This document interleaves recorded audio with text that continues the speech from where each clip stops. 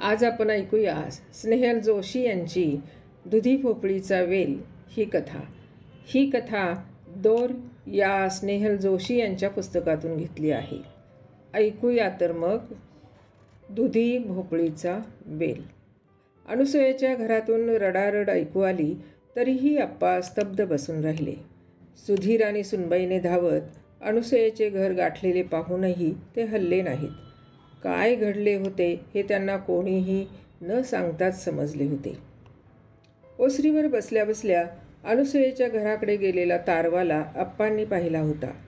तार कोणी वाचली हे आप्पांना समजले नव्हते, पण अनुसूयेने यशवंताच्या नावाने फोडलेला टाहू त्यांना स्पष्टपणे ऐकू आला होता. अरे देवा, माझा तरणाथाटा पोर नेण्यापेक्षा मला म्हातारीला का नेले नाही? काय केलेस रे देवा हे तू? अनुसूया राहून राहून देवाला विचारित होती. धडाधडा डोके आपटून घेत होती. सैन्यात असलेला यशवंता भारत पाक युद्धात कामी आला होता हे न सांगताच त्यांना समजले होते. थोड्या वेळातच गावात बातमी पसरली होती. अनुसूयेच्या घराकडे लोकांची रीघ लागली. अनुसूयेला भेटून लोक सुतकी चेहऱ्याने परत फिरू लागले. तरीही शून्य नजरेने कुठेतरी पाहत आप्पा तसेच बसून होते. अरे रे, वाईट झाले बिचारीचे. लोकांनी व्यक्त केलेली हळहळ त्यांच्या कानावर पडत होती. बाया बापड्या डोळ्यांना पदर लावून तिच्या घरातून बाहेर पडताना त्यांना दिसत होत्या. आप्पांनी सारा प्रकार उघड्या डोळ्यांनी पाहिला, पण तरीही ते जागेवरून उठले नाहीत. अनुसूयेच्या घरी जाऊन इतरांसारख्या तिला 4 समजुतीच्या गोष्टी सांगाव्या अशी जरुरी त्यांना वाटली नाही. जाणाऱ्या येणाऱ्या लोकांची नजर हळूच आप्पांकडे वळत होती. एकटक अंगणाकडे पाहत बसलेल्या आप्पांना हाक मारण्याची हिंमत आज गावकऱ्यांना होत नव्हती. थोडा वेळ घुटमळल्यासारखे करून लोक हळूच पुढे सटकत होते.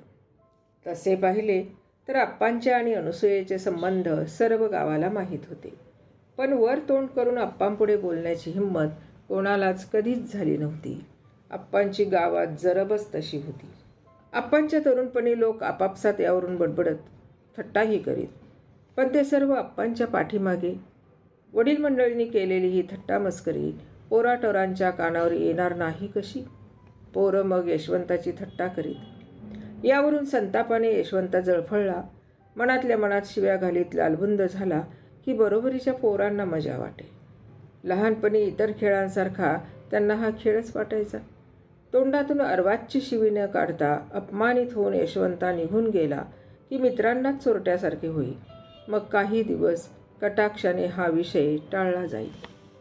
आज अनुसूया मावशीला भेटून परत फिरताना यशवंताच्या मित्रांना यशवंताच्या गुणाबरोबर या कटू गोष्टीची आठवण टोचत होती. खाली मान घालून ही मंडळी आप्पांच्या घरावरून पुढे जात होती. जाणारी येणारी मंडळी पाहून आप्पांच्या मनातही अनेक आठवणी दाटल्या होत्या, पण जागेला चिकटल्यासारखे ते बसले होते. 3 सांजा झाल्या. अनुसूयेचा दुःखावेग ओसरल्यावर सुधीर आणि सुनबाई घरी परतली. अनुसूयेच्या घरची वर्दळही कमी झाली, पण उठावे आणि तिला भेटून यावे अशी इच्छा त्यांना झाली नाही. पायात मनामनाच्या बेड्या घातल्यासारखे ते ओसरीवर बसून होते. आप्पांच्या आणि यशवंताचे तसे पाहिले तर कधीच पटले नव्हते. लहानपणी यशवंता त्यांच्या थाऱ्यालाही उभा राहत नसे. मोठा झाल्यावरही तो धडपणे त्यांच्याशी बोलत नसे. ते दिसले की कपाळाला आठ्या घालून तो चालू लागे. या उलट सुधीर आणि सुमती आप्पांच्या दोन्ही मुलांजवळ त्याची वागणूक अगदी प्रेमाची असायची, पण आप्पा सामोरे आले की त्याचं नूरच बदलून जायचा. या माणसाने आपल्या आईला वाईट मार्गाला लावले असेच त्याच्या मनाने घेतले होते. लहानपणी मनात रुजलेले अपमानाचे बियाणे वाढत वाढत त्याचा आता वृक्ष झाला होता.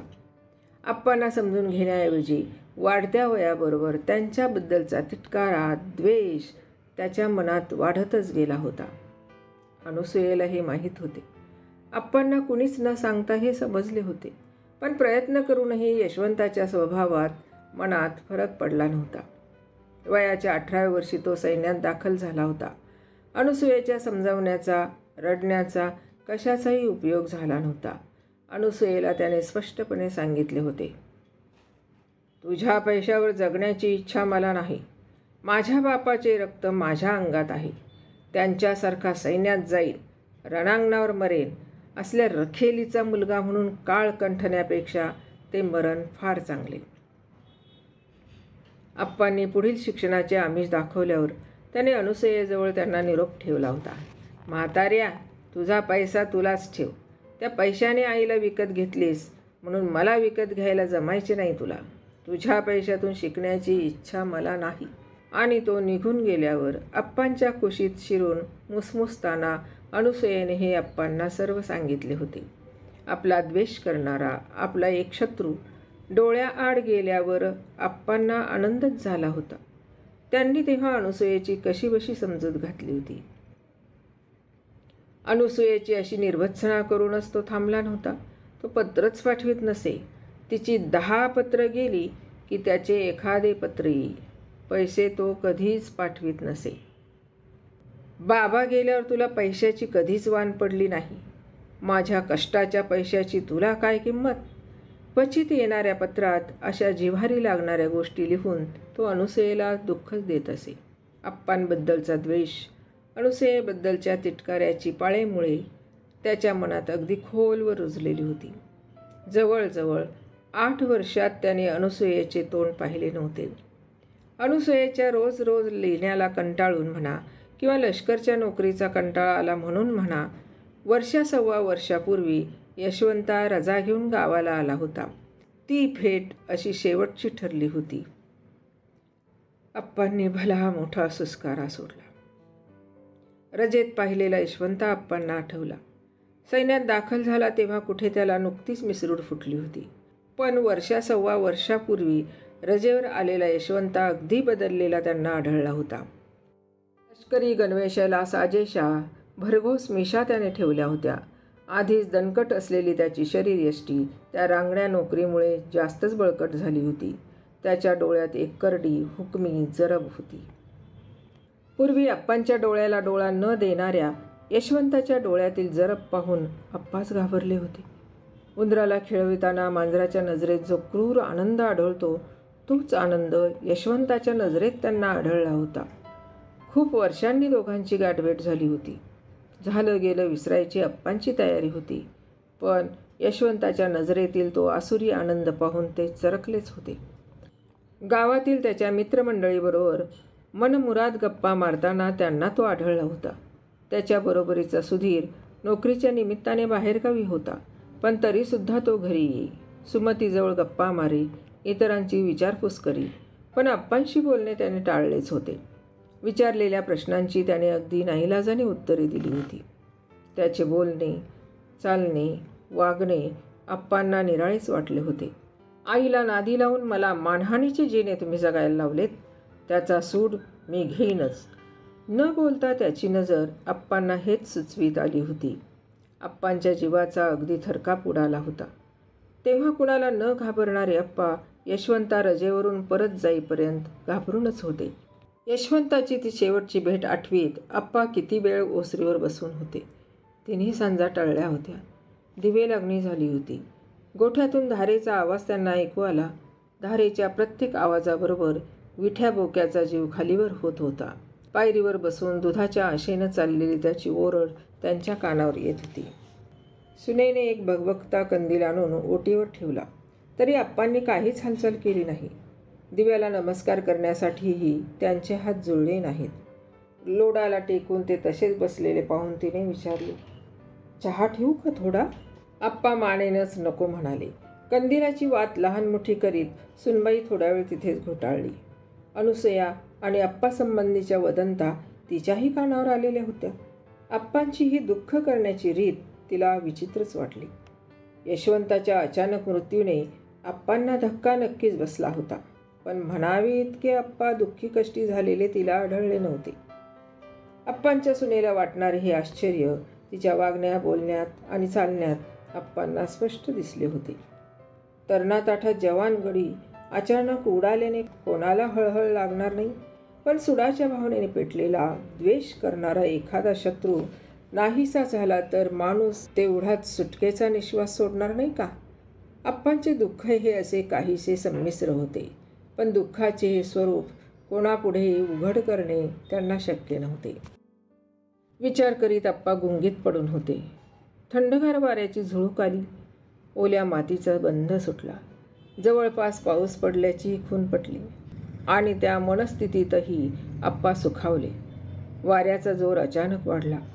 पायाशी असलेली शाल घेण्यासाठी आप्पांनी डोळे उघडले. कंदिलाच्या फुटक्या काचेतून वारा घुसला आणि सपकन कंदील विझला. अंधाराला डोळे सरावल्यावर आप्पांना शाल दिसली. ती अंगाभोवती लपेटताना आप्पांचे लक्ष पूर्वेकडील कोपऱ्याकडे गेले. पारिजातकाच्या झाडाजवळ असलेल्या मोठ्या दगडावर कोणीतरी निस्तब्ध उभे होते. कोण कोण आहे ते? आप्पा मोठ्याने ओरडले. आप्पांच्या ओरडण्याने सून मुलगा कंदील घेऊन बाहेर आली. आप्पांच्या तोंडून शब्द फुटत नव्हता.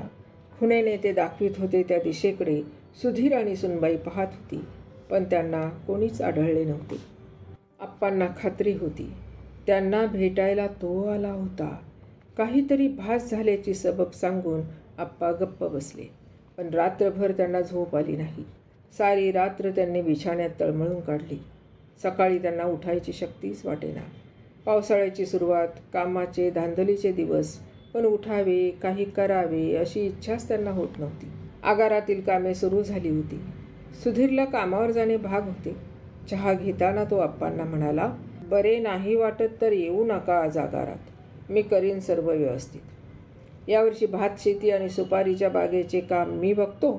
तुम्ही घराजवळचा भाजीपाला बघा. शेतकी कॉलेजात शिकलो, त्या ज्ञानाचा प्रत्यक्ष उपयोग करण्यासाठी नोकरी सोडली. त्याचा किती फायदा होतो ते तरी पाहूया. आणि मग आप्पांच्या होकाराची वाट न पाहताच तो भराभर चहा संपवून बाहेर पडला. गणपत कुदळ फावडे घेऊन आल्यावर आप्पा काहीसे आळसातून उठले. दरवर्षी आप्पा घराभोवती तऱ्हेतऱ्हेचा भाजीपाला करीत. त्यांनी बियाणांचा डबा उघडला. सर्व तऱ्हेची बियाणे वेगवेगळी ठेवलेली होती. पान तंबाखूचा बार मारून गणपतने जमीन उरफतायला सुरुवात केली. कोणत्या ठिकाणी कोणते बियाणे घालायचे त्यासंबंधी आप्पा सूचना देऊ लागले. भेंड्यांचे बियाणे रांगेत लागले होते. बाजूला गवारीचा वाफारा करून झाला. वांग्याचे बी पेरले गेले. मध्येच अडगळ झालेल्या मोठ्या दगडाला गणपतने हात घातला आणि तो उचलणार इतक्यात आप्पा किंचाळले, गणप्या! दचकून गणपतने दगडाखालचा हात जीवाणूच्या भीतीने मागे घेतला. सटकन 4 पावले मागे सरकून काठी सरसावून तो तयारीने उभा राहिला. कुठे गेला? त्याने विचारले. कोण? कुठे गेला? तो दगड हलवू नको. आप्पा या वेळेपर्यंत बरेच सावरले होते.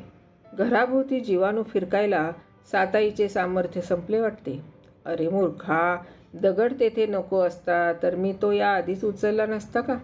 उगाच नको ती कामं करायची.